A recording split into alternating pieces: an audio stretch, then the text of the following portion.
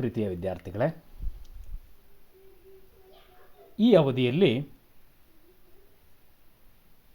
ಕುವೆಂಪು ವಿಶ್ವವಿದ್ಯಾನಿಲಯದ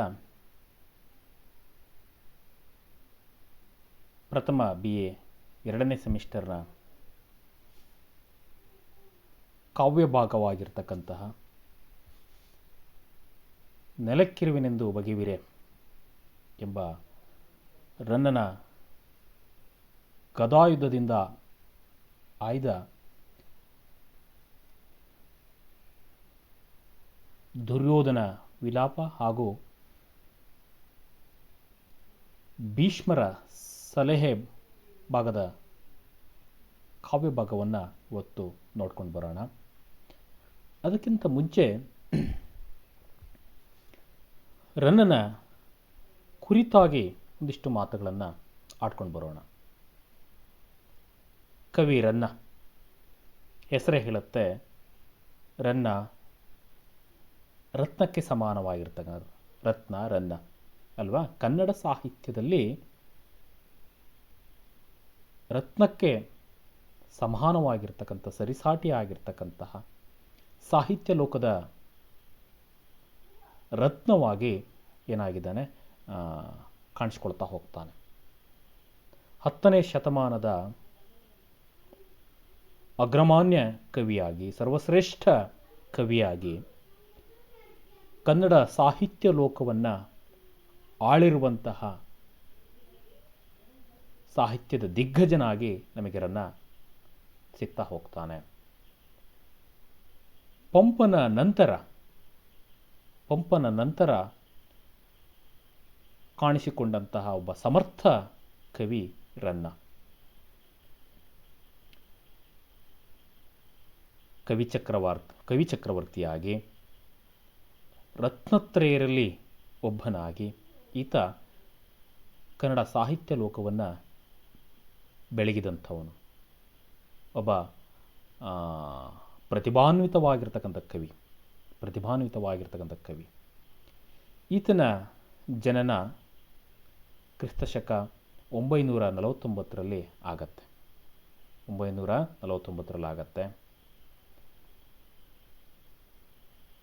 ಬಾಗಲಕೋಟೆ ಜಿಲ್ಲೆಯ ಮುಧೋಳ ತಾಲೂಕಿನ ಬೆಳಗಲಿ ಈತನ ಹುಟ್ಟೂರು. ಮುಧೋಳದ ಬೆಳಗಲಿ ಈತನ ಜನ್ಮಸ್ಥಳ. ತಂದೆ ಜಿನವಲ್ಲಭ, ತಾಯಿ ಅಭಲಭ್ಯೆ. ಈ ಜಿನವಲ್ಲಭ ಮತ್ತು ಅಭಲಭ್ಯೆಯ 3ನೆಯ ಮಗನಾಗಿ ಈತ ಜನಿಸ್ತಾನೆ. ಈ ಜಿನವಲ್ಲಭ ಮತ್ತು ಅಭಲಭ್ಯೆಯರ ವೃತ್ತಿ ಏನಾಗಿತ್ತಪ್ಪ ಅಂತಂದರೆ ಬಳೆಗಾರ ವೃತ್ತಿಯಾಗಿತ್ತು. ಬಳೆಗಾರ ಮನೆತನದಲ್ಲಿ ಇವರಿದ್ದರು. ಜೈನ ಸಂಪ್ರದಾಯಕ್ಕೆ ಸಂಬಂಧಪಟ್ಟಂತೆ ಇವರು ಜೈನ ಧರ್ಮವನ್ನು ಅವಲಂಬಿಸಿದ್ರು. ನಂತರ ರನ್ನ ಅತ್ಯಂತಹ ಪ್ರತಿಭೆಯನ್ನು ಹೊಂದಿರತಕ್ಕಂತಹ ಒಬ್ಬ ಹುಡುಗನಾಗಿದ್ದ. ಹಾಗಾಗಿ ಮುಂದೆ ಈತನಿಗೆ ಅಜಿತ ಸೇನಾಚಾರ್ಯರ ಒಂದು ಸಂಪರ್ಕ ಆಗತ್ತೆ. ಈ ಗುರುವಿನ ಸಂಪರ್ಕದಿಂದಾಗಿ ಉತ್ತಮವಾಗಿರ್ತಕ್ಕಂಥ ವಿದ್ಯಾಭ್ಯಾಸ ಅಂತಕ್ಕಂಥದ್ದು ಕೂಡ ರನ್ನನಿಗೆ ಸಿಗತ್ತೆ.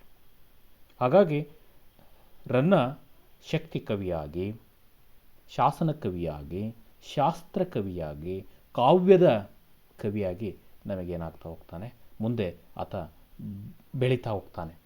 ನಮಗೆ ಆತನ ಈ ರೀತಿಯಾಗಿರ್ತಕ್ಕಂತಹ ಪ್ರತಿಭೆಗಳು ನಮಗೆ ಮುಂದೆ ಸಿಗ್ತಾ ಹೋಗುತ್ತೆ, ಅಥವಾ ಆತನ ಕೃತಿಗಳನ್ನು ನಾವು ನೋಡ್ತಾ ಹೋಗ್ತೀವಿ. ರನ್ನನಿಗೆ ಇಬ್ಬರು ಅಣ್ಣಂದಿರಿದ್ರು. ರೇಚಣ ಮತ್ತು ಮಾರಯ್ಯ ಅನ್ನುವಂತಹ ಹೆಸರಿನ ಸಹೋದರರು ರನ್ನನಿಗಿದ್ದರು. ಜೊತೆಗೆ ಈತನಿಗೆ ಶಾಂತಿ ಮತ್ತು ಜಕ್ಕಿ ಅನ್ನುವಂತಹ ಹೆಂಡತಿಯರು ಕೂಡ ಇದ್ರಂತೆ. ಹಾಗಾಗಿ ಈತನ ಸಾಂಸಾರಿಕ ಜೀವನ ಮತ್ತು ಧಾರ್ಮಿಕ ಜೀವನ ಅತ್ಯಂತ ನಿಷ್ಠೆಯಿಂದ ಕೂಡಿತ್ತು. ಆತನ ಕೃತಿಗಳಲ್ಲೇ ಇವೆಲ್ಲವೂ ಕೂಡ ನಮಗೆ ಸಿಗ್ತಾ ಹೋಗುತ್ತೆ. ಜೈನ ಧರ್ಮದಲ್ಲಿ ಅತಿಯಾಗಿರ್ತಕ್ಕಂಥ ಆಸಕ್ತಿಯನ್ನು ರನ್ನ ಹೊಂದಿದ್ದರಿಂದ, ಜೊತೆಗೆ ಈತನ ಜೀವನದಲ್ಲಿ ಅತ್ಯಂತ ಪ್ರಮುಖವಾಗಿರ್ತಕ್ಕಂಥ ವ್ಯಕ್ತಿಗಳು ಚಾವುಂಡರಾಯ ಮತ್ತು ಆತನ ಸೋದರತ್ತೆಯಾಗಿರ್ತಕ್ಕಂತಹ ಅತ್ತಿಮಬ್ಬೆ. ಅವನು ಅವರ ಸ್ಮರಣೆಗಾಗಿ, ಅವರ ಉಪಕಾರಕ್ಕಾಗಿ ತನ್ನ ಮಕ್ಕಳಿಗೆ ರಾಯ ಮತ್ತು ಅತ್ತಿಮಬ್ಬೆ ಅನ್ನುವಂಥ ಹೆಸರನ್ನು ಕೂಡ ಇಡ್ತಾ ಹೋಗ್ತಾರೆ. ಈಗಾಗಲೇ ಹೇಳಿದ ಹಾಗೆ ರನ್ನ ಜೈನ ಧರ್ಮದ ಕಟ್ಟಾಳು ಆಗಿದ್ದ, ಜೈನ ಧರ್ಮೀಯನಾಗಿದ್ದ. ಹಾಗಿದ್ದರೂ ಕೂಡ ಅವನು ವೈಶ್ಯ ಪಂಗಡದವನೆಂದು ಗುರುತಿಸಲಾಗತ್ತೆ. ಬಳೆಗಾರ ವೃತ್ತಿಯನ್ನು ಮಾಡಿಕೊಂಡಿದ್ದ.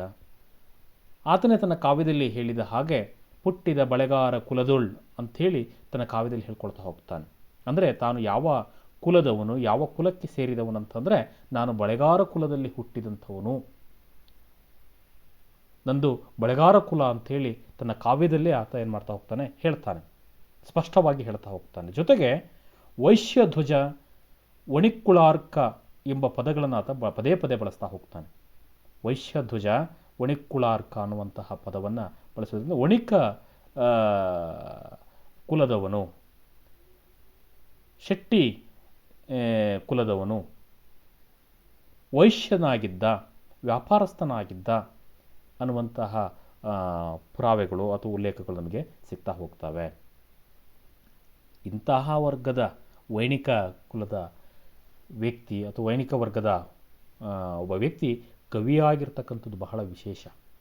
ಆದರೂ ಕೂಡ ಎಲ್ಲೂ ಕೂಡ ತನ್ನ ಕಾವ್ಯದಲ್ಲಿ ವರ್ಗ ಸಂವೇದನೆಯನ್ನು ತರದೆ ಗಮ್ಯವಾಗಿರ್ತಕ್ಕಂತಹ ಕಾವ್ಯವನ್ನು ಕಟ್ಟಿಕೊಡುವಂಥ ಕೆಲಸವನ್ನು ರನ್ನ ಮಾಡ್ತಾ ಹೋಗಿದ್ದಾನೆ. ಅವನು ಬೆಳಗಲಿಯಲ್ಲಿ ಹುಟ್ಟಿದರೂ ಕೂಡ, ರನ್ನ ಬೆಳಗಲಿಯಲ್ಲಿ ಹುಟ್ಟಿದರೂ ಕೂಡ ಅವನು ದಕ್ಷಿಣಾಭಿಮುಖವಾಗಿ ಆತ ಬರ್ತಾನೆ. ತನ್ನ ಅತ್ತಿಮಬ್ಬೆಯ ಸಹಕಾರದೊಂದಿಗೆ ದಕ್ಷಿಣದಲ್ಲಿರ್ತಕ್ಕಂತಹ ಗಂಗರ ಆಸ್ಥಾನಕ್ಕೆ ಆತ ಬರ್ತಾ ಹೋಗ್ತಾನೆ. ಗಂಗವಂಶದ ದೊರೆಗಳ ಸಹಕಾರ ಈತನಿಗೆ ಸಿಗತ್ತೆ. ಗಂಗರ ಮಂತ್ರಿ ಆಗಿರ್ತಕ್ಕಂತಹ ಚಾವುಂಡರಾಯನ ಸಹಕಾರ ಈತನಿಗೆ ಸಿಗ್ತಾ ಹೋಗುತ್ತೆ. ಹಾಗಾಗಿ ದಕ್ಷಿಣದ ಜೈನರ ಅತ್ಯಂತ ಪ್ರಸಿದ್ಧವಾಗಿರ್ತಕ್ಕಂಥ ಸ್ಥಳವಾಗಿರ್ತಕ್ಕಂತಹ, ಜೈನರ ಸಂಸ್ಕೃತಿಯ ಕೇಂದ್ರವಾಗಿರ್ತಕ್ಕಂತಹ ಶ್ರವಣ ಬೆಳಗೊಳಕ್ಕೆ ಈತ ಬರ್ತಾ ಹೋಗ್ತಾನೆ. ಆತನ ಕೃಪೆಗೆ ಪಾತ್ರನಾಗಿ ಈ ಗಂಗರ ಆಸ್ಥಾನದಲ್ಲಿ ಇರುವುದರ ಜೊತೆಗೆ ಗಂಗರ ರಾಜಗುರುಗಳಾಗಿರ್ತಕ್ಕಂತಹ ಅಜಿತ ಸೇನಾಚಾರ್ಯರು ಇವನಿಗೆ ಗುರುಗಳಾಗಿ ಕೂಡ ದೊರಕ್ತಾರೆ. ಹೀಗಾಗಿ ಈತನಿಗೆ ಒಳ್ಳೆಯ ಸಂಸ್ಕಾರ ಅಂತಕ್ಕಂಥದ್ದು ಕೂಡ ಈತನಿಗೆ ಸಿಗ್ತಾ ಹೋಗುತ್ತೆ. ಒಳ್ಳೆಯ ಸಂಸ್ಕಾರಗಳು ಕೂಡ ಈತನಿಗೆ ಸಿಗ್ತಾ ಹೋಗುತ್ತೆ. ಪಂಪನಂತೆಯೇ ಇವನು ಆಗಮಿಕ ಮತ್ತು ಲೌಕಿಕ ಕಾವ್ಯಗಳನ್ನು ಬರೀತಾನೆ. ಪಂಪನಂತೆ ರನ್ನನು ಕೂಡ ಪಂಪನನ್ನೇ ಅನುಸರಿಸ್ತಾನೆ. ಪಂಪ ಆಗಮಿಕ ಕಾವ್ಯವಾಗಿ, ಧಾರ್ಮಿಕ, ತನ್ನ ಧರ್ಮದ ಕುರಿತಾಗಿ, ಧರ್ಮದ ಅನೇಕ ವಿಚಾರಗಳನ್ನು ಸಾರುವ ಸಲುವಾಗಿ ಹೇಗೆ ಆದಿಪುರಾಣವನ್ನು ಹೇಗೆ ಬರೆದನೋ, ಆ ಆದಿಪುರಾಣದಲ್ಲಿ ಅಜಿತ ಸ್ವಾಮಿಯ ಕಥೆಯನ್ನು ಅಥವಾ ವೃಷಭ ಸ್ವಾಮಿಯ ಕಥೆಯನ್ನು ಅಥವಾ ಆದಿನಾಥನ ಕಥೆಯನ್ನು, ಮೊದಲ ತೀರ್ಥಂಕರನಾಗಿರ್ತಕ್ಕಂಥ ಆದಿನಾಥನ ಕಥೆಯನ್ನು ಹೇಗೆ ತನ್ನ ಕಾವ್ಯದಲ್ಲಿ ಹೇಗೆ ಬರಿತಾ ಹೋಗ್ತಾನೋ, ಹಾಗೆಯೇ ರನ್ನನು ಕೂಡ ಆಗಮಿಕ ಕಾವ್ಯವಾಗಿ ಅಜಿತ ಸ್ವಾಮಿಯ ಕಥೆಯನ್ನು ತೆಗೆದುಕೊಳ್ತಾನೆ. ನಂತರ ಲೌಕಿಕ ಕಾವ್ಯವಾಗಿ ಇಹಲೋಕದ ವಿಚಾರಗಳನ್ನು ಕುರಿತಾಗಿರ್ತಕ್ಕಂತಹ ಕಾವ್ಯವನ್ನು ಕೂಡ ಬರೀತಾನೆ. ಪಂಪನೆ ತನ್ನ ಕಾವ್ಯದಲ್ಲಿ ಹೇಳಿದ ಹಾಗೆ ತಗುಳ್ಚಿ ಪೇಳುವ ಕಥೆಯಂ. ಲೌಕಿಕ ಕಾವ್ಯದಲ್ಲಿ ಆ ಹೊತ್ತಿಗಾಗಲೇ 10ನೇ ಶತಮಾನಕ್ಕಾಗಲೇ ಯಾವುದಾದರೂ ರಾಜನ ಆಸ್ಥಾನದಲ್ಲಿ ಅವನು ಏನಾಗಬೇಕಿತ್ತು, ಇದ್ದುಕೊಂಡು ರಾಜಾಶ್ರಯದಲ್ಲಿ ಇದ್ದುಕೊಂಡು ಆತ ಕಾವ್ಯವನ್ನು ರಚನೆ ಮಾಡಬೇಕಾಗಿತ್ತು.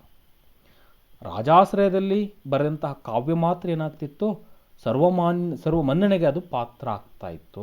ಎಲ್ಲರೂ ಕೂಡ ಅದನ್ನು ಸ್ವೀಕಾರ ಮಾಡ್ತಾ ಇದ್ರು, ಅಂಥ ಕವಿಯನ್ನು ಗೌರವಿಸ್ತಾ ಇದ್ರು. ಪಂಪನಿಗೆ ಹೇಗೆ ಅರಿಕೇಸರಿ ಆಶ್ರಯದಾತನಾಗಿದ್ನೋ, ಇಲ್ಲಿ ರನ್ನನೂ ಕೂಡ ಗಂಗರ ಆಶ್ರಯದಲ್ಲಿದ್ದ, ಜೊತೆಗೆ ಚಾಳುಕ್ಯರ ಆಶ್ರಯದಲ್ಲೂ ಕೂಡ ಇದ್ದ. ಹಾಗಾಗಿ ಈತ ಲೌಕಿಕ ಕಾವ್ಯವನ್ನು ಮಹಾಭಾರತದ ಕಥೆಯನ್ನಿಟ್ಕೊಂಡು, ಗದಾ ಸೌಪ್ತಿಕ ಪರ್ವದ ಕಥೆಯನ್ನು ಇಟ್ಕೊಂಡು, ಗದಾಯುಧದ ಕಥೆಯನ್ನಿಟ್ಕೊಂಡು, ಭಟ್ಟನಾರಾಯಣನ ವೇಣಿ ಸಂಹಾರದ ಪ್ರಭಾವದೊಂದಿಗೆ ಈತ ಗದಾಯುದ್ಧ ಅಥವಾ ಸಾಹಸ ಭೀಮ ವಿಜಯ ಅನ್ನುವಂಥ ಕೃತಿಯನ್ನು ಬರಿತಾ ಹೋಗ್ತಾನೆ. ಇಲ್ಲಿ ಚಾಳುಕ್ಯರ ದೊರೆಯಾಗಿರ್ತಕ್ಕಂತಹ ಚಾಳುಕ್ಯ ದೊರೆ ಸತ್ಯಾಶ್ರಯ ಇರುವ ಬೆಡಂಗನನ್ನು ತನ್ನ ಕಥೆಯ ನಾಯಕನನ್ನಾಗಿ ಮಾಡಿಕೊಂಡು ಆತ ಹೇಳ್ತಾ ಹೋಗ್ತಾನೆ. ಇದರ ಜೊತೆಗೆ ಈತ ಪರಶುರಾಮ ಚರಿತೆ, ಚಕ್ರೇಶ್ವರ ಚರಿತೆ, ರನ್ನಕಂದ ಅನ್ನುವಂತಹ ಇನ್ನೂ 3 ಕೃತಿಗಳನ್ನು ಈತ ಬರದ ಅನ್ನುವಂತಹ ಅಂಶಗಳು ನಮಗೆ ಸಿಗ್ತಾ ಹೋಗ್ತವೆ. ಆದರೆ ಆ ಕೃತಿಗಳು ಯಾವೂ ಕೂಡ ನಮಗೆ ಸಿಕ್ಕಿಲ್ಲ. ಸಿಕ್ಕಂತಹ ಕೃತಿಗಳು ಇವೆ. ಅಜಿತ ತೀರ್ಥಂಕರ ಪುರಾಣ ಅನ್ನುವಂಥದ್ದು, ಮತ್ತೊಂದು ಸಾಹಸ ಭೀಮ ವಿಜಯ ಅನ್ನುವಂತಹ ಕೃತಿ ಸಿಕ್ಕಿದೆ. ರನ್ನ, ಈಗಾಗಲೇ ನಾನು ಹೇಳಿದ ಹಾಗೆ, ರನ್ನ ಏನಾಗಿದ್ದ, ವೈಯಾಕರಣಿ ಆಗಿದೆ. ರನ್ನಂ ವೈಯಾಕರಣಂ ಅಂತ, ವೈಯಾಕರಣಿ ಅಂತೇಳಿ ತನ್ನ ಬಗ್ಗೆ ತಾನೇ ಹೇಳ್ತಾ ಹೋಗ್ತಾನೆ. ಅಂದರೆ ವ್ಯಾಕರಣಕಾರನೂ ಕೂಡ ಆಗಿದ್ದ, ಶಾಸ್ತ್ರಜ್ಞನೂ ಕೂಡ ಆಗಿದ್ದ ಅನ್ನೋದು ಕೂಡ ಆತನ ಮಾತುಗಳಿಂದ ನಮಗೆ ಗೊತ್ತಾಗ್ತಾ ಹೋಗುತ್ತೆ. ಸಿಕ್ಕಂತಹ ಕೃತಿಗಳನ್ನು ನಾವು ನೋಡೋದಾದರೆ, ಅಜಿತ ತೀರ್ಥಂಕರ ಪುರಾಣ, ಈ ಧಾರ್ಮಿಕ ಕಾವ್ಯ ಏನಿದೆ, ಇದು ಜೈನ ಧರ್ಮದ 2ನೇ ತೀರ್ಥಂಕರನ ಕಥೆ. ಇದು ಜೈನ ಧರ್ಮದ 2ನೇ ತೀರ್ಥಂಕರನ ಕಥೆ, ಇದರ ವಸ್ತು. ಇದನ್ನು ಕವಿ ರನ್ನ ಪುರಾಣ ತಿಲಕ ಅನ್ನುವಂತಹ ಬಿರುದನ್ನು ಕೊಟ್ಟಿದ್ದಾನೆ. ಈ ಕೃತಿಗೆ, ಈ ಕಾವ್ಯಕ್ಕೆ ಪುರಾಣ ತಿಲಕ ಅಂತ ಹೇಳಿ ಈತ ಹೇಳ್ಕೊಂಡಿದ್ದಾನೆ ಅಥವಾ ಕರೆತಾ ಹೋಗಿದ್ದಾನೆ. ಇಲ್ಲೆಲ್ಲೂ ಕೂಡ ಆದಿಪುರಾಣದ ಹಾಗೆ ಭವಾವಳಿಯ ಕಥೆ ಇಲ್ಲ. ಭವಾವಳಿ, ಪಂಪನ ಆದಿಪುರಾಣದಲ್ಲಿ ಆದಿನಾಥನ 10 ಭವಾವಳಿಯ ಕಥೆಯನ್ನು ಪಂಪ ಹೇಳ್ತಾ ಹೋಗ್ತಾನೆ. ಆದರೆ ಇಲ್ಲಿ ರನ್ನ ಆ ಕೆಲಸವನ್ನು ಮಾಡಿಲ್ಲ. ಆದಿಪುರಾಣ ಮತ್ತು ಶಾಂತಿ ಪುರಾಣಗಳಿಗೆ ಸಮಾನವಾದ ಕೃತಿ ಅಂಥೇಳಿ ಆತ ಹೇಳ್ತಾ ಹೋಗ್ತಾನೆ. ಆದರೆ ಆದಿಪುರಾಣದಷ್ಟು ಕಥೆಯ ವಿಸ್ತಾರ, ಕಥೆಯ ವೈಭವ ಈ ಅಜಿತನಾಥ ಪುರಾಣಕ್ಕೆ ಇಲ್ಲ. ಆದರೆ ಪೊನ್ನನ ಶಾಂತಿ ಪುರಾಣಕ್ಕಿಂತಲೂ ಕೂಡ ಉತ್ತಮವಾಗಿರ್ತಕ್ಕಂಥ ಕಾವ್ಯ ಅನ್ನೋದನ್ನು ನಾವು ಏನು ಮಾಡಬೇಕು, ಇದನ್ನು ದೃಢೀಕರಿಸಿ ಹೇಳ್ಬೋದು ಅಥವಾ ಒಪ್ಕೊಳ್ಬೋದು. ಪಂಪನ ಶಾಂತಿ ಪುರಾಣಕ್ಕಿಂತ ಒಂದು ಉತ್ತಮವಾಗಿರ್ತಕ್ಕಂಥ ಕಾವ್ಯ ಅಂಥೇಳಿ ಈ ರನ್ನನ ಈ ಧಾರ್ಮಿಕ ಕಾವ್ಯವನ್ನು, ಅಜಿತ ಸ್ವಾಮಿಯ ಕಥೆಯನ್ನು ನಾವು ಒಪ್ಕೊಳ್ಬೋದು. ಒಟ್ಟು ಈ ಕತೆ 12 ಆಶ್ವಾಸಗಳಲ್ಲಿ ಏನಾಗಿದೆ, ಹಬ್ಬಿಕೊಂಡಿರ್ತಕ್ಕಂಥದ್ದು, ವಿಸ್ತಾರಗೊಂಡಿರ್ತಕ್ಕಂಥದ್ದು. 12 ಆಶ್ವಾಸಗಳಲ್ಲಿ ಈ ಕತೆ ಇದೆ, ಅಜಿತ ಸ್ವಾಮಿಯ ಕತೆ ಇದೆ. ಮೊದಲನೆಯ ಆಶ್ವಾಸ ಪೂರ್ಣವಾಗಿ ಆಶ್ರಯದಾತೆ ಅತ್ತಿಮಬ್ಬೆಯ ಕುರಿತಾಗಿ, ರನ್ನನ ಆಶ್ರಯದಾತೆಯಾಗಿರ್ತಕ್ಕಂತಹ, ಸ್ವತಃ ಸೋದರತೆಯಾಗಿರ್ತಕ್ಕಂತಹ ಅತ್ತಿಮಬ್ಬೆಯ ಕುರಿತಾಗಿ ಅವಳ ಚಿತ್ರಣವನ್ನು ಈ ಮೊದಲ ಆಶ್ವಾಸ ಹೇಳುತ್ತೆ. ಇನ್ನು ಕೊನೆಯ ಆಶ್ವಾಸದಲ್ಲಿ ಗ್ರಂಥ ಸಮಾಪ್ತಿ ಭಾಗ ಇದೆ. ಕೊನೆಯ ಆಶ್ವಾಸ ಏನಿದೆ, ಗ್ರಂಥದ ಸಮಾಪ್ತಿ ಇದೆ.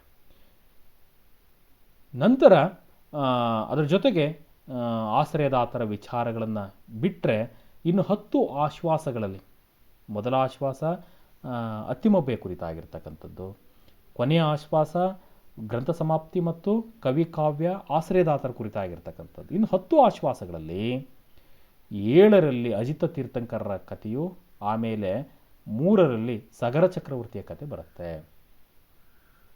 10 ಆಶ್ವಾಸಗಳಲ್ಲಿ 7 ಆಶ್ವಾಸಗಳು ಅಜಿತ ಸ್ವಾಮಿಯ ಕಥೆಯಲ್ಲಿದೆ. ಅಜಿತ ಸ್ವಾಮಿಯ ಕಥೆ ಅಲ್ಲಿ ಬಂದಿರತಕ್ಕಂಥದ್ದು. ನಂತರದ 3 ಆಶ್ವಾಸಗಳೇನಿದೆ, ಅಲ್ಲಿ ಸಗರ ಚಕ್ರವರ್ತಿ ಅಂತ ಏನು ಬರ್ತಾನೆ, ಆ ಸಗರ ಚಕ್ರವರ್ತಿಯ ಕಥೆಯಲ್ಲಿ ಮೂಡಿ ಬಂದಿದೆ. ಗ್ರಂಥದಲ್ಲಿ ಅಥವಾ ಈ ಕೃತಿಯಲ್ಲಿ ಅತ್ಯಂತ ರಸವತ್ತಾಗಿರ್ತಕ್ಕಂತಹ ಭಾಗ ಅಂತಂದರೆ, ರಸಪೂರ್ಣವಾಗಿರ್ತಕ್ಕಂಥ ಭಾಗ ಅಂತಂದರೆ, ಅತ್ತಿಮಬ್ಬೆ ಮತ್ತು ಸಗರ ಚಕ್ರವರ್ತಿಯ ಕಥೆಗಳು ಅತ್ಯಂತ ರಸವತ್ತಾಗಿ ಏನಾಗಿದ್ದಾವೆ, ಮೂಡಿ ಬಂದಿದ್ದಾವೆ. ರನ್ನ ಅವುಗಳಿಗೆ ಹೆಚ್ಚು ಪ್ರಾಶಸ್ತ್ಯವನ್ನು ಕೊಡ್ತಾ ಹೋಗಿದ್ದಾನೆ. ಹೀಗಾಗಿ ರನ್ನನ ಧಾರ್ಮಿಕ ಕೃತಿಗಳಲ್ಲಿ ಅದರಲ್ಲೂ ಈ ಅಜಿತ ಸ್ವಾಮಿಯ ಕಥೆ ಏನಿದೆಯಲ್ಲ, ಅತ್ಯಂತ ಗಮನಾರ್ಹವಾಗಿರ್ತಕ್ಕಂಥ ಕೃತಿ ಅಂತ ಹೇಳಿ ನಾವು ಭಾವಿಸ್ಕೊಳ್ಬೋದು. ಇನ್ನು ರನ್ನನಿಗೆ ಹೆಚ್ಚು ಹೆಸರನ್ನು ತಂದುಕೊಟ್ಟಂತಹ, ರನ್ನನಿಗೆ ಅತ್ಯಂತ ಹೆಸರನ್ನು ತಂದುಕೊಟ್ಟಂತಹ ಕನ್ನಡ ಸಾಹಿತ್ಯದಲ್ಲಿ ರನ್ನನನ್ನು ಒಂದು ಮೇರು ಸ್ಥಿತಿಗೆ ಕೊಂಡೊಯ್ದಂತಹ ಆತನ ಕೃತಿ ಸಾಹಸ ಭೀಮ ವಿಜಯ ಅಥವಾ ಗದಾಯುದ್ಧ ಅನ್ನುವಂತಹ ಒಂದು ಕಾವ್ಯ ಅಥವಾ ಕೃತಿ. ಇಲ್ಲಿ ಲೌಕಿಕ ಕಾವ್ಯವನ್ನಾಗಿ ಈತ ಬರಿತಾ ಹೋಗ್ತಾನೆ. ಲೌಕಿಕ ಕಾವ್ಯ, ಇಹಲೋಕದ ವಿಚಾರಗಳನ್ನು ಕಾವ್ಯದಲ್ಲಿ ತರುವಂಥದ್ದು. ಜೊತೆಗೆ ಲೌಕಿಕ ಕಾವ್ಯಗಳಲ್ಲಿ ಉಪಲಬ್ಧವಾಗಿರ್ತಕ್ಕಂತಹ ಏಕೈಕ ಕೃತಿ ಇದು. ಆಗಮಿಕ ಕಾವ್ಯದಲ್ಲಿ ಅಜಿತ ಸ್ವಾಮಿ ಕಥೆ ಆಯಿತು. ಲೌಕಿಕ ಕಾವ್ಯಗಳಲ್ಲಿ ಏನು ಪರಶುರಾಮ ಚರಿತೆ ಇದೆ, ಚಕ್ರೇಶ್ವರ ಚರಿತೆ ಇದೆ, ಬೇರೆ ಬೇರೆ ಏನು ರನ್ನಕಂದ ಅನ್ನುವಂತಹ ಮತ್ತೆ ಕೃತಿ ಇದೆಯಲ್ಲ, ಅವುಗಳಲ್ಲಿ ಈ ಸಾಹಸ ಭೀಮ ವಿಜಯ ಅನ್ನುವಂತಹ ಕೃತಿನೇ ಉಪಲಬ್ಧವಾಗಿ ನಮಗೆ ಸಿಕ್ಕಿರ್ತಕ್ಕಂತಹ ಒಂದು ಕೃತಿ ಇದು. ಈ ಕೃತಿ ಸಂಪೂರ್ಣವಾಗಿ ಭೀಮ ಮತ್ತು ದುರ್ಯೋಧನರ ಕಾಳಗದ ಕುರಿತಾಗೆ ಇದು ಏನು ಮಾಡುತ್ತೆ, ನಮಗೆ ಹೇಳ್ತಾ ಹೋಗುತ್ತೆ. ಇದರ ವಸ್ತು ಭೀಮ ಮತ್ತು ದುರ್ಯೋಧನರ ಕಾಳಗ. ಗದಾಸೌಪ್ತಿಕ ಪರ್ವಗಳ ಏನು ಕತೆ ಇಲ್ಲಿ ಏನಾಗಿದೆ, ವಸ್ತುವಾಗಿ ನಮಗೆ ಗೋಚರ ಆಗ್ತಕ್ಕಂಥದ್ದು. ಇಡೀ ಕಥೆಯನ್ನು ರನ್ನ ಏನು ಮಾಡಿದ್ದಾನೆ, ಸಿಂಹಾವಲೋಕನ ಕ್ರಮದಿಂದ ಈತ ಬರೆದಿದ್ದಾನೆ. ನಾಟಕೀಯತೆ ಅಂತಕ್ಕಂಥದ್ದು ರನ್ನನ ಗುಣ. ನಾಟಕೀಯತೆ ಅಂತಕ್ಕಂಥದ್ದು ರನ್ನನ ಗುಣ ಇಲ್ಲಿ ಗುಣವಾಗಿ ಇಲ್ಲಿ ಕಂಡುಬರುತ್ತೆ. ಒಟ್ಟು ಇಡೀ ಕಾವ್ಯ ಏನಿದೆ, ಸಾಹಸ ಭೀಮ ವಿಜಯ ಕಾವ್ಯ ಏನಿದೆ, 10 ಆಶ್ವಾಸಗಳಲ್ಲಿ ಇದು ಹರಡಿಕೊಂಡಿದೆ. 10 ಆಶ್ವಾಸಗಳಲ್ಲಿ ಈತ ಬರೆದಿದ್ದಾನೆ. ಇಲ್ಲಿ ಬರುವಂತಹ ದುರ್ಯೋಧನ ಏನಿದ್ದಾನೆ, ಇಲ್ಲಿ ಬರುವಂತಹ ದುರ್ಯೋಧನ, ಈತ ಖಳನಾಯಕನ ಪಟ್ಟವನ್ನು ದುರ್ಯೋಧನಿಗೆ ಕೊಟ್ಟಿಲ್ಲ. ದುರ್ಯೋಧನಲ್ಲೂ ಕೂಡ ಉದಾರವಾಗಿರ್ತಕ್ಕಂತಹ ಗುಣಗಳಿದ್ದುವು. ಔದಾರ್ಯತೆಗೆ ಏನೋ ದುರ್ಯೋಧನ ಹೆಸರುವಾಸಿಯಾಗಿದ್ದ. ಉದಾತ್ತ ನಾಯಕನ ಪಟ್ಟವನ್ನು, ಪ್ರತಿನಾಯಕನ ಪಟ್ಟವನ್ನು ಭೀಮನಿಗಿಂತಲೂ ಒಂದು ಹೆಜ್ಜೆ ಮುಂದೆ ಹೋಗಿ ಈ ರನ್ನ ದುರ್ಯೋಧನಿಗೆ ಕೊಡ್ತಾ ಹೋಗ್ತಾನೆ. ಎಲ್ಲೂ ಕೂಡ ದುರ್ಯೋಧನ ಅಂತ ಆತ ಕರೆಯಲ್ಲ, ಅದರ ಬದಲಾಗಿ ಆತ ಸುಯೋಧನ ಅಂತ ಕರೀತಾನೆ. ಇದರಿಂದ ನಮಗೆ ಗೊತ್ತಾಗತ್ತೆ, ಇಡೀ ಸಾಹಸ ಭೀಮ ವಿಜಯದ ಕಥೆಯಲ್ಲಿ ದುರ್ಯೋಧನನ ಬಗ್ಗೆ ಈತ ಹೆಚ್ಚು ಅಭಿಮಾನವನ್ನು ಹೊಂದಿದ್ದ ಅನ್ನೋದು, ರನ್ನ ಅಭಿಮಾನವನ್ನು ಹೊಂದಿದ್ದ ಅನ್ನೋದು ನಮಗೆ ಗೊತ್ತಾಗ್ತಾ ಹೋಗುತ್ತೆ. ಪಂಪನಂತೆ ಈ ಕೃತಿಯಲ್ಲಿ ಏನು ಮಾಡಿದಾನೆ ಈತ, ಭೀಮ ಇಲ್ಲಿ ಕಥಾನಾಯಕ. ಈ ಕೃತಿಯಲ್ಲಿ ಭೀಮ ಏನಾಗಿದ್ದಾನೆ, ಕಥಾನಾಯಕನಾಗಿದ್ದಾನೆ. ಪ್ರತಿನಾಯಕನಾಗಿ ದುರ್ಯೋಧನ ಇದ್ದಾನೆ, ಅಥವಾ ಉದಾತ್ತ ನಾಯಕನಾಗಿ ದುರ್ಯೋಧನ ಇದ್ದಾನೆ. ಕಥಾನಾಯಕನಾಗಿರ್ತಕ್ಕಂತಹ ಭೀಮನನ್ನು ತನ್ನ ಆಶ್ರಯದಾತನಾಗಿರ್ತಕ್ಕಂತಹ ಚಾಲುಕ್ಯ ಸತ್ಯಾಶ್ರಯ ಇರುವ ಬೆಡಂಗನಿಗೆ ಏನು ಮಾಡಿದ್ದಾನೆ, ತಗುಳ್ಚಿ ಪೇಳ್ವ ಅವನ ಹೋಲಿಕೆ ಮಾಡಿ ಆತ ಬರಿತಾ ಹೋಗಿದ್ದಾನೆ, ಸಮೀಕರಿಸಿ ಈತ ಬರೆದಿದ್ದಾನೆ ಅಥವಾ ಹೇಳ್ತಾ ಹೋಗಿದ್ದಾನೆ. ಒಂದು ಕಡೆ ವಿಮರ್ಶಕರಿಗೂ ಕೂಡ ಏನು ಮಾಡ್ತಾ ಹೋಗಿದ್ದಾನೆ, ಅವನು ಸವಾಲನ್ನು ಎಸಿತಾ ಹೋಗ್ತಾನೆ. ಸವಾಲನ್ನು, ಪಣಿಪತಿಯ ಪಣಾರತ್ನಮಂ ರನ್ನನ ಕೃತಿ ರತ್ನಮಂ ಪೇಳ್ ಪರೀಕ್ಷೆ ಪಂಗೆಂಟರ್ದೆಯೇ. ಅಂದರೆ ನನ್ನ ಈ ರನ್ನನ ಕೃತಿ ರತ್ನವನ್ನು ವಿಮರ್ಶೆ ಮಾಡ್ತಕ್ಕಂತಹ ವ್ಯಕ್ತಿಗೆ 8 ಎದೆವಿರಬೇಕು ಅಂತ ಅನ್ನುವಂತಹ ಸವಾಲನ್ನು ಇಲ್ಲೂ ಕೂಡ ಈ ರನ್ನನ ಕೃತಿಯಲ್ಲಿ ವಿಮರ್ಶೆ ಮಾಡಲಿಕ್ಕೆ, ಟೀಕೆಗಳನ್ನು ಮಾಡಲಿಕ್ಕೆ, ವಿಡಂಬನೆ ಮಾಡಲಿಕ್ಕೆ ಅವಕಾಶವಿಲ್ಲ ಅನ್ನುವಂತಹ ಮಾತನ್ನು ಈ ರನ್ನ ವಿಮರ್ಶಕರಿಗೆ ಏನು ಮಾಡ್ತಾನಾತ, ಸವಾಲನ್ನು ಎಸೆತಕ್ಕಂಥದ್ದನ್ನು ನೋಡ್ಬೋದು. ಹಾಗಾಗಿ ರನ್ನ ಒಬ್ಬ ಪ್ರಬುದ್ಧವಾಗಿರ್ತಕ್ಕಂಥ ಕವಿ, ಚಾಣಾಕ್ಷನಾಗಿರ್ತಕ್ಕಂಥ ಕವಿ, ಸಮರ್ಥನಾದಂತಹ ಕವಿ ಅನ್ನೋದರಲ್ಲಿ ನಮಗೆ ಆತನ ಮಾತುಗಳೇ ನಮಗೆ ಏನಾಗಿದ್ದಾವೆ, ಸಾಕ್ಷಿಯಾಗಿದ್ದಾವೆ. ಇನ್ನು ರನ್ನನಿಗೆ ಇರುವಂತಹ ಈ ಬಿರುದುಗಳನ್ನು ನೋಡೋದಾದರೆ ಕವಿ ಚಕ್ರವರ್ತಿ ಅನ್ನುವಂತಹ ಬಿರುದನ್ನು ತೈಲಪ್ಪನಿಂದ ಈತ ಪಡ್ಕೊಂಡಿದ್ದ. ಕವಿ ಚಕ್ರವರ್ತಿ, ಯಾಕಂದರೆ ಚಕ್ರವರ್ತಿಯಾಗಿರ್ತಕ್ಕಂತಹ ತೈಲಪ, ಸತ್ಯಾಶ್ರಯ ಇರುವ ಬೆಡಂಗ ಏನಿದ್ದ, ಚಾಲುಕ್ಯ ಚಕ್ರವರ್ತಿ, ಆತನೇ ಈತನಿಗೇನು ಮಾಡಿದ್ದ, ಆ, ಕವಿ ಚಕ್ರವರ್ತಿ ಅನ್ನುವಂತಹ ಬಿರುದನ್ನು ಕೊಟ್ಟಿದ್ದ. ಜೊತೆಗೆ ಕವಿರತ್ನ ಅನ್ನುವಂತಹ ಬಿರುದು ಕೂಡ ಈತನಿಗಿತ್ತು. ಹಾಗೆ ಕವಿ ರಾಜಶೇಖರ ಅನ್ನುವಂತಹ ಬಿರುದು, ಕವಿಮುಖಚಂದ್ರ, ಕವಿರಾಜ, ಕವಿಜನ ಚೂಡಾರತ್ನ, ಕವಿತಿಲಕ, ಕವಿ ಚತುರ್ಮುಖ ಅನ್ನುವಂತಹ ಆ, ಬಿರುದುಗಳು, ಜೊತೆಗೆ ಉಭಯ ಕವಿ, ಇವೆಲ್ಲವೂ ಕೂಡ ರನ್ನನಿಗಿದ್ದಂತಹ ಬಿರುದುಗಳು. ರನ್ನನ ಪ್ರತಿಭೆಯನ್ನು, ಸಾಮರ್ಥ್ಯವನ್ನು ಗುರುತಿಸಿ ಏನು ಮಾಡಿದರು, ಆ ಬಿರುದುಗಳನ್ನು ಅವತ್ತಿನ ಸಂದರ್ಭದಲ್ಲಿ ಕೊಡಮಾಡಿದ್ರು ಅಥವಾ ಕೊಟ್ಟಿದ್ದರು ಅಥವಾ ರನ್ನನ ಮುಡಿಗೇರಿದ್ದುವು ಅನ್ನೋದನ್ನು ನಾವು ಗಮನಿಸಬೇಕಾಗತ್ತೆ. ಹೀಗೆ ರನ್ನ ಒಬ್ಬ ಶಕ್ತಿ ಕವಿಯಾಗಿ ಏನಾಗಿದ್ದಾನೆ, ಕನ್ನಡ ಸಾಹಿತ್ಯ ಲೋಕದಲ್ಲಿ ಅಥವಾ ಕನ್ನಡ ಸಾಹಿತ್ಯವನ್ನು ಅವಲೋಕಿಸುವಂತಹ ಪ್ರತಿಯೊಬ್ಬರಿಗೂ ಕೂಡ ನಮಗೆ ಶಕ್ತಿ ಕವಿಯಾಗಿ ರನ್ನ ಸಿಗ್ತಾ ಹೋಗ್ತಾನೆ. ಇನ್ನು ಪಠ್ಯದ ವಿಚಾರಕ್ಕೆ ಬರೋದಾದರೆ, ನೆಲಕ್ಕಿರುವೆನೆಂದು ಬಗೆವೀರೆ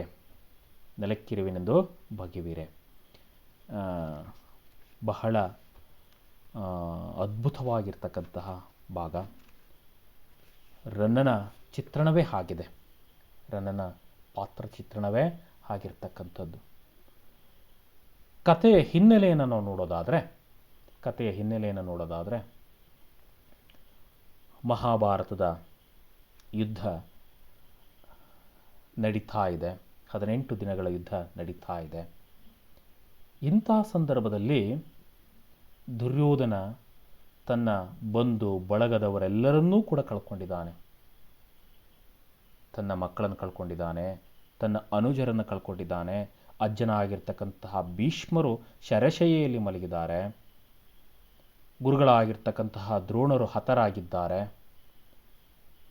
ಪ್ರಿಯ ಅನುಜನಾಗಿರ್ತಕ್ಕಂತಹ ದುಶಾಸನ ನೆಲಕ್ಕೊರಗಿದ್ದಾನೆ. ಪ್ರಿಯ ಮಿತ್ರನಾಗಿರ್ತಕ್ಕಂಥ ಕರ್ಣ ನಭವನ್ನು ನೋಡ್ತಾ ಆತ ನೆತ್ತರಿನ ಆ ಕಡಲಿನಲ್ಲಿ ಮುಳುಗಿ ಹೋಗಿದ್ದಾನೆ.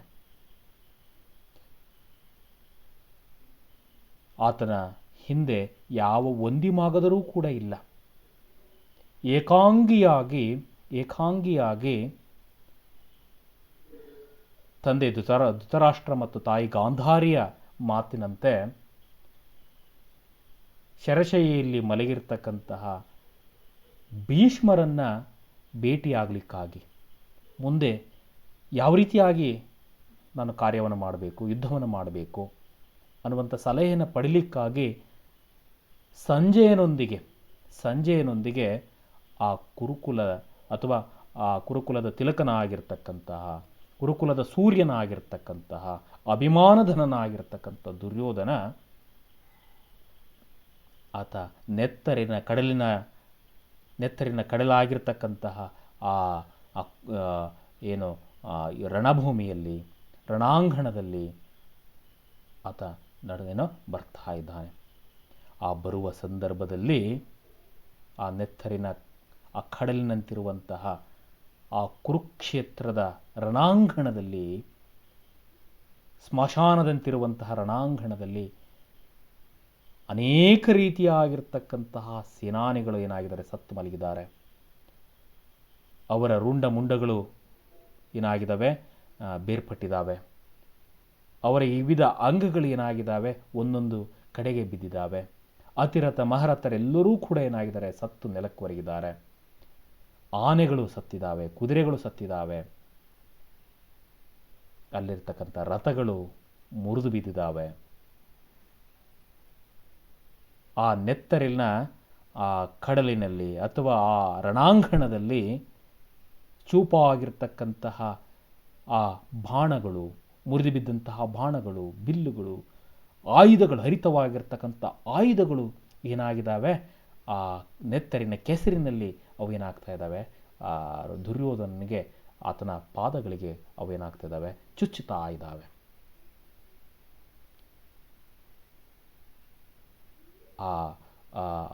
ಆ ನೋವನ್ನು ಸಹಿಸಿಕೊಂಡು ಏನು ಮಾಡ್ತಾ ಇದ್ದಾನೆ ದುರ್ಯೋಧನ, ಏಕಾಂಗಿಯಾಗಿ ಸಂಜಯನೊಂದಿಗೆ ಆ ರಣಾಂಗಣಕ್ಕೆ ಬರ್ತಾ ಇದ್ದಾನೆ. ಬರುವ ಸಂದರ್ಭದಲ್ಲಿ ಕವಿ ಹೇಳ್ತಾ ಇದ್ದಾನೆ, ಉಡಿದಿರ್ದ ಕೈದು ನೆತ್ತರ ಕಡಲ್ವಳ್ ಅಡಿಗಡಿಗೆ ತಳಮನೂರ್ಚುತ್ತಿರೆ ಕಾಲಿಡಲ್ ಎಡೆ ಒಡೆಯದೆ ಕುರುಪತಿ ದಡಿಗ ಪೆಣಂಗಳನೆ ಮೆಟ್ಟಿ ನಡೆಯುತ್ತಿರ್ದಂ. ಅಡಿಗಡಿಗೆ ಕೈದು ನೆತ್ತರ ಕಡಲ್ವಳ್ ಅಡಿಗಡಿಗೆ ತಳಮನುರ್ಚುತ್ತಿರೆ ಕಾಲಿಡಲ್ ಎಡೆ ಒಡೆಯದೆ ಕುರುಪತಿ ದಡಿಗ ಬೆಣಂಗಳನೆ ಮೆಟ್ಟಿ ನಡೆಯುತ್ತಿರ್ದಂ. ಒಂದು ಕಾಲದಲ್ಲಿ ಅಧಿಕಾರದ ಮದೋನ್ಮತ್ತತೆಯಿಂದ ರಾಜ್ಯಭಾರವನ್ನು ಆಳಿರ್ತಕ್ಕಂಥ ದುರ್ಯೋಧನ ಇವತ್ತು ಆತನ ಜೊತೆಗೆ ಎಡಬಲದಲ್ಲಿ ಯಾವ ಮಂತ್ರಿಗಳು ಕೂಡ ಇಲ್ಲ, ಯಾವ ಅತಿರಥ ಮಹಾರಥರು ಕೂಡ ಇಲ್ಲ, ಸೇನೆ ಇಲ್ಲ, ಎಲ್ಲವನ್ನೂ ಕೂಡ ಕಳೆದುಕೊಂಡು, ಛತ್ರ ಚಾಮರವಿಲ್ಲದೆ ಎಲ್ಲವನ್ನೂ ಕೂಡ ಕಳೆದುಕೊಂಡು ಒಬ್ಬ ಸಾಮಾನ್ಯ ವ್ಯಕ್ತಿಯಂತೆ, ನಿರ್ಗತಿಕನಂತೆ ಏಕಾಂಗಿಯಾಗಿ ಏನಾಗ್ತಿದ್ದಾನೆ, ದಯನೀಯವಾಗಿ ಆತ ಏನಾಗ್ತಿದ್ದಾನೆ, ಆ ಕುರುಕ್ಷೇತ್ರದ ರಣಾಂಗಣದಲ್ಲಿ ನಡ್ಕೊಂಡು ಬರ್ತಾ ಇದ್ದಾನೆ. ಬರುವಾಗ ಆ ನೆತ್ತರಿನ ಉಡಿದಿರ್ದ ಕೈದು ಮುರಿದು ಹೋಗಿರ್ತಕ್ಕಂತಹ ಹರಿತವಾಗಿರ್ತಕ್ಕಂತಹ ಆಯುಧಗಳು ನೆತ್ತರ ಕಡಲ್ವಳ್ ಅಡಿಗಡಿಗೆ ಆ ನೆತ್ತರ ಕಡಲಿನ ಉಪಾದಿಯಲ್ಲಿ ಇರ್ತಕ್ಕಂತಹ ನೆತ್ತರ ಕಡಲಾಗಿರ್ತಕ್ಕಂತಹ ರಕ್ತದ ರಕ್ತವನ್ನು ಉಂಡಿರ್ತಕ್ಕಂತಹ ಕುರುಕ್ಷೇತ್ರದ ನೆಲದಲ್ಲಿ ಅಡಗಿರುವಂತಹ ಆ ಆಯುಧಗಳು, ಹರಿತವಾಗಿರ್ತಕ್ಕಂಥ ಆಯುಧಗಳು ಕಡಲ್ವಳ್ಳ ಅಡಿಗಡಿಗೆ ತಳಮನ್ನು ಉರ್ಚುತ್ತಿರೆ. ದುರ್ಯೋಧನ ಕಾಲಿ ಎಲ್ಲಿಡ್ತಾನೋ ಆ ಕಾಲು ಇಟ್ಟಲ್ಲೆಲ್ಲ ಏನಾಗ್ತಾ ಇದ್ದಾವೆ, ಆತನ ಕಾಲುಗಳಿಗೆ ಆ ಹರಿತವಾಗಿರ್ತಕ್ಕಂಥ ಆಯುಧಗಳು ಆತನಿಗೆ ಚುಸ್ತಾ ಇದ್ದಾವೆ. ಹರಿತವಾಗಿರ್ತಕ್ಕಂಥ ಆಯುಧಗಳು ಆ ದುರ್ಯೋಧನ ಕಾಲುಗಳಿಗೆ ಏನಾಗ್ತಾ ಇದ್ದಾವೆ, ಅವು ಚುಸ್ತಾ ಇದ್ದಾವೆ. ಕಾಲಿಡಲು ಎಡೆ ಒಡೆಯದೆ ಕುರುಪತಿ, ಎಲ್ಲಿ ಕಾಲಿಡಬೇಕು ಅಂತ ಹೇಳಿ ದುರ್ಯೋಧನಿಗೆ ಗೊತ್ತಾಗ್ತಾ ಇಲ್ಲ. ಎಲ್ಲಿ ಕಾಲಿಟ್ಟರೂ ಕೂಡ ಅವು ಏನಾಗ್ತಾ ಇದ್ದಾವೆ, ಮುರಿದು ಬಿದ್ದಂತಹ, ರಕ್ತದ ಮಡುವಿನಲ್ಲಿ ಸೇರಿಕೊಂಡಂತಹ, ರಕ್ತದ ಕೆಸರಿನಲ್ಲಿ ಸೇರಿಕೊಂಡಂತಹ ಆ ಆಯುಧಗಳು ದುರ್ಯೋಧನನ ಕಾಲಿಗೆ ಏನಾಗ್ತಿದ್ದಾವೆ, ಮತ್ತೆ ಚುಚ್ಚುವ ಮುಖಾಂತರವಾಗಿ ಮತ್ತೆ ಘಾಸಿಗೊಳ್ತಾ ಇದ್ದಾವೆ. ಎಲ್ಲಿ ಕಾಲಿಡಬೇಕು ಅಂತೇಳಿ ಕುರುಪತಿಗೆ ಗೊತ್ತಾಗ್ತಾ ಇಲ್ಲ, ಕೌರವೇಂದ್ರನಿಗೆ ಗೊತ್ತಾಗ್ತಾ ಇಲ್ಲ, ಕುರುಕುಲದ ಅರ್ಕನ ಆಗಿರ್ತಕ್ಕಂಥ ದುರ್ಯೋಧನಿಗೆ ಗೊತ್ತಾಗ್ತಾ ಇಲ್ಲ, ಸುಯೋಧನಿಗೆ ಗೊತ್ತಾಗ್ತಾ ಇಲ್ಲ. ದಡಿಗ ಪೆಣಂಗಳನೆ ಮೆಟ್ಟಿ ಅಲ್ಲೇ ಇದ್ದಂತಹ ವೀರಾದಿ ವೀರರ, ಅತಿರಥ ಮಹರಥರ, ಶೂರರ ಹೆಣಗಳ ಮೇಲೆ ಕಾಲಿಟ್ಟು, ದೇಹಗಳ ಮೇಲೆ ಕಾಲಿಟ್ಟು ಏನಾಗ್ತಾ ಇದ್ದಾನೆ, ಮತ್ತೆ ಮುಂದಕ್ಕೆ ಹೋಗ್ತಾ ಇದ್ದಾನೆ. ಮೆಟ್ಟಿ ನಡೆಯುತ್ತಿರ್ಧಂ, ಅವುಗಳನ್ನು ಮೆಟ್ಟಿ ಏನಾಗ್ತಾ ಇದ್ದಾನೆ, ಆತ ಮುಂದೆ ಆ ರಣಾಂಗಣದಲ್ಲಿ ಮುಂದೆ ಸಾಗ್ತಾ ಇದ್ದಾನೆ. ಸಾಗುವ ಸಂದರ್ಭದಲ್ಲಿ ಹಲ ಚಕ್ರ ಅಂಕುಶ ರೇಖಾ ವಿಲಸಿತ ಪದತಳಕ್ಕೆ ಮಾಡೆ ಪುನರುಕ್ಥಯಂ ಹಲ ಚಕ್ರಾಂಕುಶಂ ಕುರುಕುಲಜಂ ಕುಸಿ ಕುಸಿದು ಮೆಲ್ಲ ಮೆಲ್ಲನೆ ನಡೆದಂ. ಇನ್ನೊಂದ್ಸರಿ ನೋಡ್ಕೊಳ್ಳಿ. ಹಲ ಚಕ್ರಾಂಕುಶ ರೇಖ ವಿಲಸಿತ ಪದತಳಕ್ಕೆ ಮಾಡೆ ಪುನರುಕ್ಥತೆಯಂ ಹಲ ಚಕ್ರಾಂಕುಶಂ ಆ ಕುರುಕುಲಜಂ ಕುಸಿ ಕುಸಿದು ಮೆಲ್ಲ ಮೆಲ್ಲನೆ ನಡೆದಂ. ಆತ ಅಲ್ಲೇ ಬಿದ್ದಂತಹ, ಕಾಲಿಡ್ಲಿಕ್ಕೆ ಆತನಿಗೆ ಆಗ್ತಾ ಇಲ್ಲ, ಸತ್ತಂತಹ ವೀರಾದಿ ವೀರರ ದೇಹಗಳನ್ನು ಮೆಟ್ಕೊಂಡು ಮುಂದಕ್ಕೆ ಹೋಗ್ತಾ ಇದ್ದಾನೆ. ಹೋಗುವ ಸಂದರ್ಭದಲ್ಲಿ ಆತನಿಗೆ ಆ ಯುದ್ಧದಲ್ಲಿ ಬಳಸಿರ್ತಕ್ಕಂತಹ ನೇಗಿಲುಗಳು, ಯುದ್ಧದಲ್ಲಿ ಬಳಸಿರ್ತಕ್ಕಂತಹ ನೇಗಿಲನ್ನು ಕೂಡ ಆಯುಧವಾಗಿ ಬಳಸ್ತಾ ಇದ್ರು. ನೇಗಿಲನ್ನು ಆಯುಧವಾಗಿ ಬಳಸ್ತಾ ಇದ್ರು. ನೇಗಿಲುಗಳು ಆತನಿಗೆ ಕಾಲುಗಳಿಗೆ ಸಿಗ್ತಾ ಇದ್ದಾವೆ, ಚುಸ್ತಾ ಇದ್ದಾವೆ.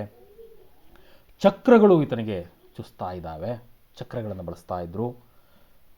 ಅಂಕುಶಗಳು, ಬಾಣಗಳು ಏನಾಗ್ತಾ ಇದ್ದಾವೆ, ಆತನಿಗೆ ಚುಸ್ತಾ ಇದ್ದಾವೆ. ರೇಖಾ ವಿಲಸಿತ ಪದತಳಕ್ಕೆ ಮಾಡೆ ಪುನರುಕ್ಥತೆಯಂ, ಆತನ ಪದತಳ ಅಂತಕ್ಕಂಥದ್ದು ಈಗಾಗಲೇ ಹಲ ಚಕ್ರ ಅಂಕುಶ ಲಾಂಛನಗಳಿಂದ ಕೂಡಿತ್ತು. ದುರ್ಯೋಧನನಿಗೆ ಹುಟ್ಟುವಾಗಲೇ ಆತನ ಪದತಲ ಅಂತಕ್ಕಂಥದ್ದು, ಆತನ ಅಂಗಾಲು ಇವುಗಳಿಂದ ಕೂಡಿತ್ತು, ಲಾಂಛನವಾಗಿ ಹೊಂದಿತ್ತು.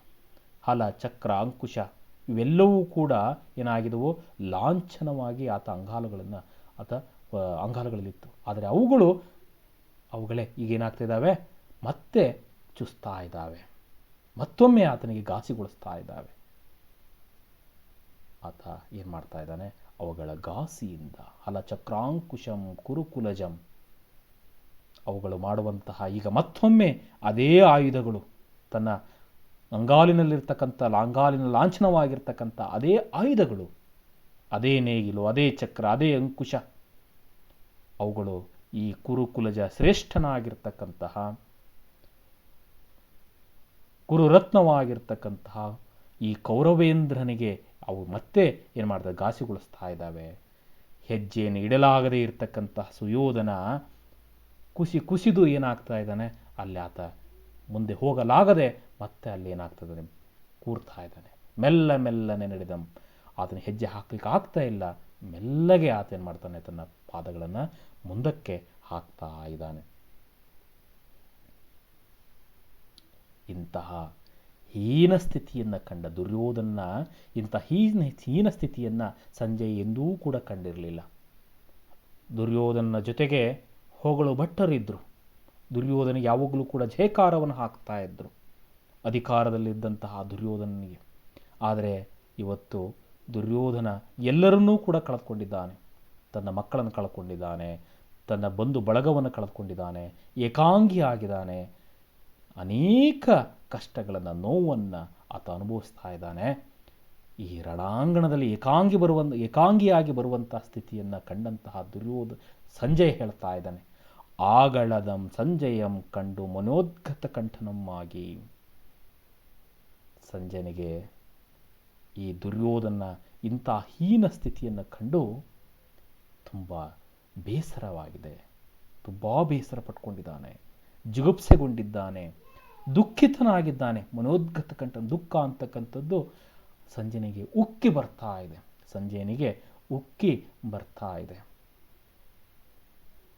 ಇಲ್ಲಿಗೆ ಇವತ್ತಿನ ಪಾಠ ಸಾಕು. ಇದರ ಮುಂದಿನ ವಿಚಾರವನ್ನು ಮುಂದಿನ ಅವಧಿಯಲ್ಲಿ ನೋಡೋಣ.